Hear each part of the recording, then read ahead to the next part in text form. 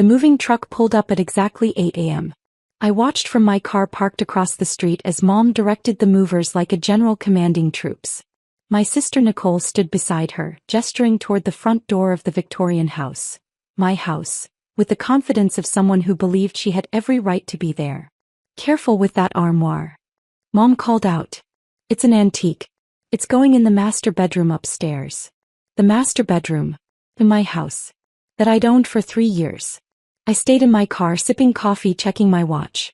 The courier from my attorney's office would arrive at noon with the updated deed and a very specific set of documents. Until then, I'd let them dig their hole deeper. My phone buzzed. A text from my brother Ryan. "Are you really going to let them move in?" I typed back, "They're not moving in. Wait and see." 3 dots appeared, then disappeared. Ryan knew better than to argue with me when I had that tone, even over text. The situation had started 6 months ago at Sunday dinner. Mom had made her announcement with the same confidence she was now showing the movers. "I've decided to sell my condo," she'd said, passing the mashed potatoes. "The market's terrible and I'm tired of dealing with the HOA fees. I'm moving into the family house." The family house. That's what she called the Victorian on Elm Street. The house that had belonged to my grandmother, then briefly to my parents before financial trouble hit. "What family house?" I'd asked carefully. "Don't be dense, Amber. Grandma's house. The one on Elm Street. It's been sitting empty for too long. Nicole and I have been discussing it and we're going to move in together. Share expenses, keep it in the family."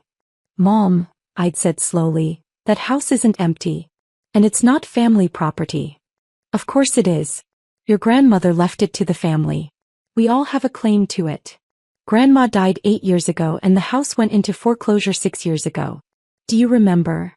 Mom had waved her hand dismissively. "That was just a paperwork issue.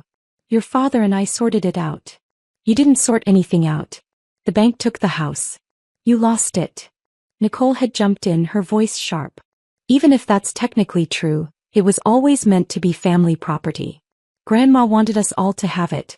You can't just claim it for yourself." "I'm not claiming anything. I bought it 3 years ago. From the bank. It's mine."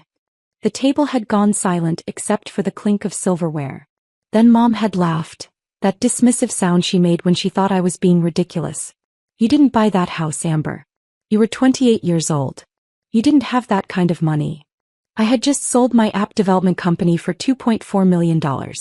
I had exactly that kind of money." "Your little phone apps?" Nicole had scoffed. "Please.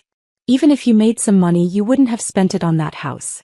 You're too practical for sentiment." "It wasn't sentiment. It was investment.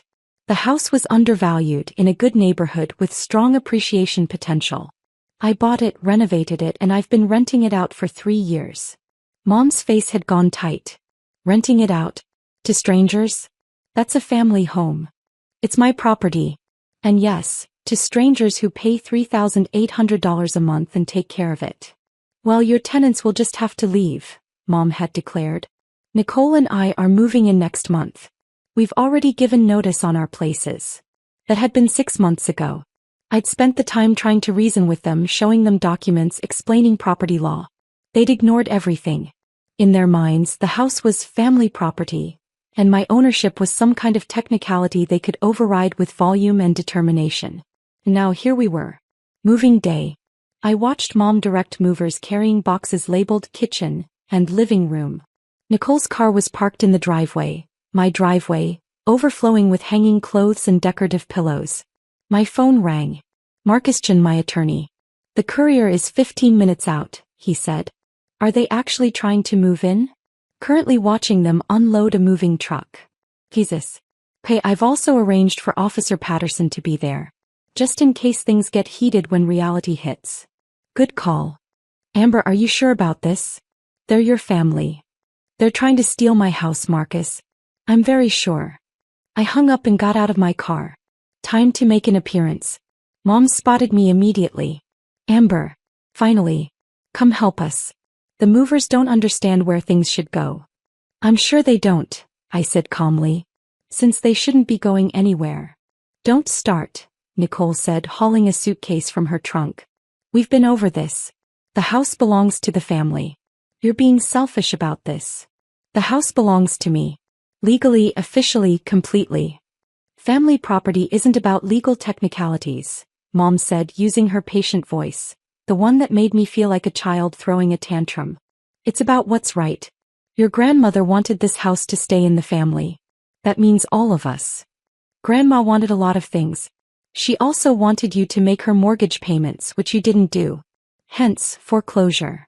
Mom's face flushed. We went through a difficult time financially. I know. Which is why I bought the house. To preserve it. As my investment property. One of the movers, a large guy with a clipboard, approached us. Ladies? We need to know where you want this furniture.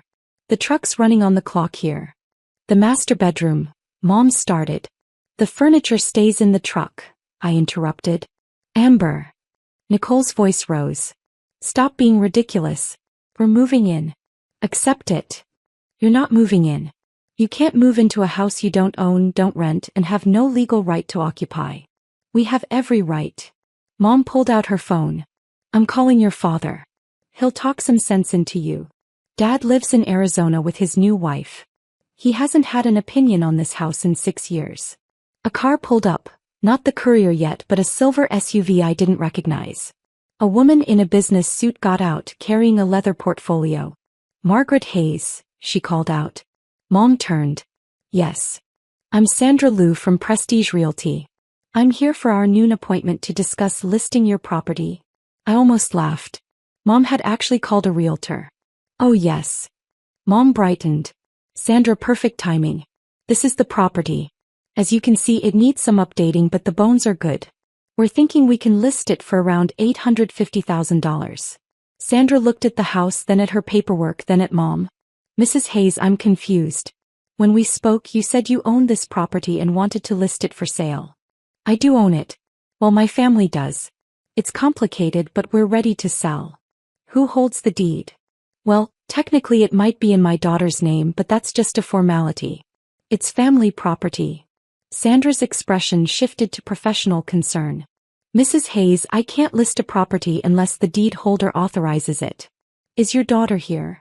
I'm here, I said, stepping forward. I'm Amber Hayes. I own this property. And I'm not authorizing anything. Sandra looked relieved to have clarity. Ms. Hayes, are you interested in listing this property? No. I'm not selling. And these people are attempting to move into my house without permission. Mom's face went red. This is family property. Tell her, Sandra. Family property doesn't work like regular property. Sandra tucked her portfolio under her arm, her professional demeanor firmly in place. Mrs. Hayes, I'm sorry, but that's not accurate. Property ownership is determined by deed registration with the county. If Ms. Hayes holds the deed, she's the legal owner. Family relationships don't override property law. But I can't help you list a property you don't own. I'm sorry for the confusion. Sandra headed back to her car, leaving Mom sputtering. The courier arrived exactly at noon as Marcus had promised. Behind him, Officer Patterson pulled up in his patrol car. Just a presence, not aggressive but unmistakably official. The courier approached me with his tablet. Amber Hayes. That's me. I have documents from the law offices of Chin and Associates. I need your signature and then I need to serve copies to Margaret Hayes and Nicole Hayes. I signed the tablet. The courier pulled out 2 thick envelopes. Margaret Hayes. He approached Mom. What is this? She demanded. Legal documents regarding the property at 742 Elm Street. You've been served. He handed her the envelope, then turned to Nicole. Nicole Hayes. Nicole took her envelope like it might bite her. The courier nodded to me and left. Mom ripped open the envelope, pulling out the papers. I watched her face change as she read. Confusion, then disbelief, then anger. This says we're trespassing, she shrieked. This says if we don't leave immediately, you'll have us arrested. That's correct, I said calmly. You're attempting to move into a property you don't own, don't rent, and have no permission to occupy. That's trespassing. I'm your mother. And this is my house. Those 2 facts don't cancel each other out. Nicole was reading her copy, her face pale. There's a cease and desist order here. It says we can't contact you about the property anymore. It says any future attempts to claim ownership will result in legal action. Also correct. Officer Patterson stepped forward. Ladies, I'm going to need you to remove your belongings and clear the property. Ms. Hayes is the legal owner and she's asked you to leave. This is insane. Mom looked around wildly as if someone would materialize to tell her I was wrong. You can't do this. We're family. Family doesn't try to steal each other's houses, I said quietly. You've spent 6 months ignoring legal reality because it didn't fit what you wanted. You gave notice on your apartments. You hired movers. You called a realtor to sell my house. All without my permission. All while I repeatedly told you this wouldn't work. Where are we supposed to go? Nicole's voice cracked. You should have thought of that before you terminated your leases and ignored every warning I gave you.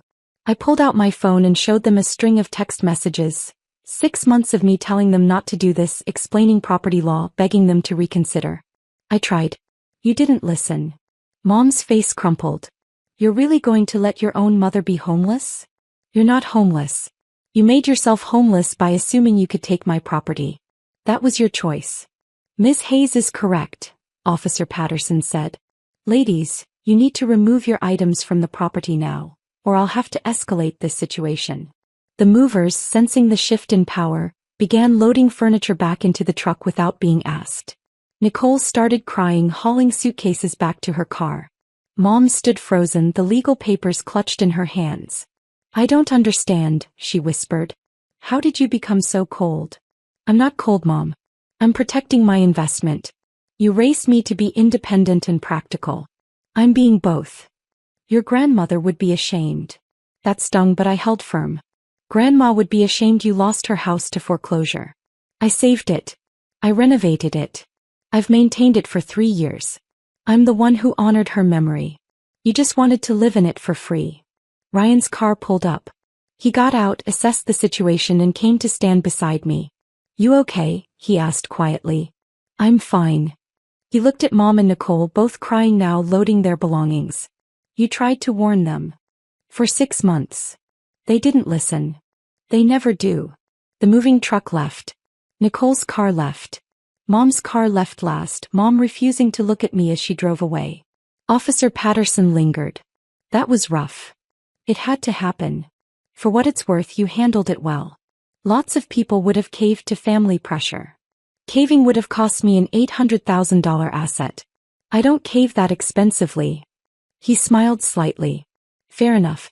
You need anything else from me? No. Thank you for being here. After he left, Ryan and I stood in the driveway looking at the house. My house. Still mine. Still protected. Where are they actually going? Ryan asked. Mom has a friend with a guest room. Nicole will probably stay on someone's couch. They'll figure it out. You're really not going to help them? With money? Maybe eventually. With my house? Never. There's a difference between helping and enabling, Ryan. They need to learn that difference. Dad called me. He's furious. Dad lost his right to opinions when he moved to Arizona and stopped paying child support. His fury is irrelevant. Ryan laughed. You've gotten hard. I've gotten clear. There's a difference. 2 weeks later, Mom called from her friend's guest room. I found an apartment. 1 bedroom. It's small. Congratulations. I need first, last, and deposit.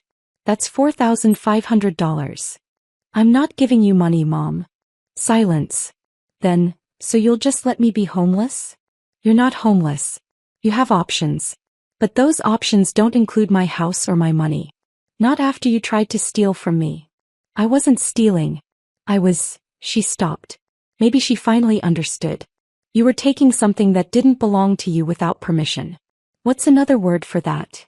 More silence. Figure it out, Mom. You're 62, not helpless. Nicole's 40. You're both adults. Act like it. I hung up. 3 weeks later, Nicole sent a text. Got approved for an apartment. Moving in next month. I'm sorry. You were right. I stared at the message for a long time before responding. Thank you. Good luck with the new place. 4 weeks later, Mom called again. Her voice was different. Smaller. I moved into my apartment. It's not much, but it's mine. I'm glad you found something. Your Aunt Carol lent me the deposit money. That was kind of her. Amber. I'm sorry. I didn't understand. I thought because I was your mother, because it was family, that the rules were different. The rules are never different, Mom. Not for property ownership. I see that now. I wish you'd helped us. I tried to help you by telling you the truth. You didn't want that help. You wanted me to give you my house. She was quiet for a moment. You're right. I wanted what I wanted, and I didn't care that it wasn't mine to take. It wasn't a full apology, but it was something. How's the apartment? I asked, softening slightly. Small. Quiet.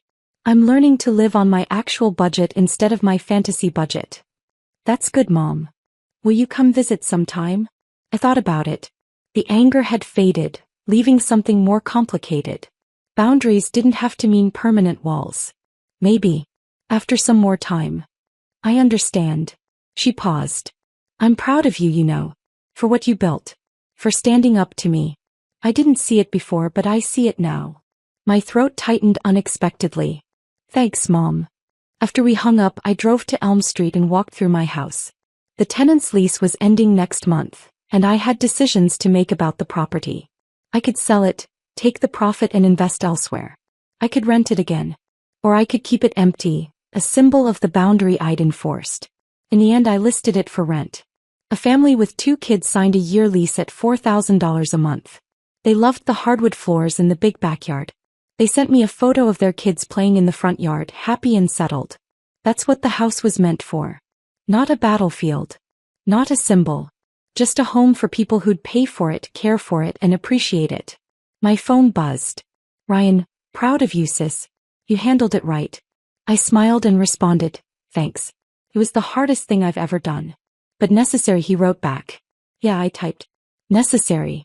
The house on Elm Street stood solid and beautiful, properly maintained, legally protected, and finally, serving its purpose without drama. Not family property. Just mine. And that was exactly how it should be.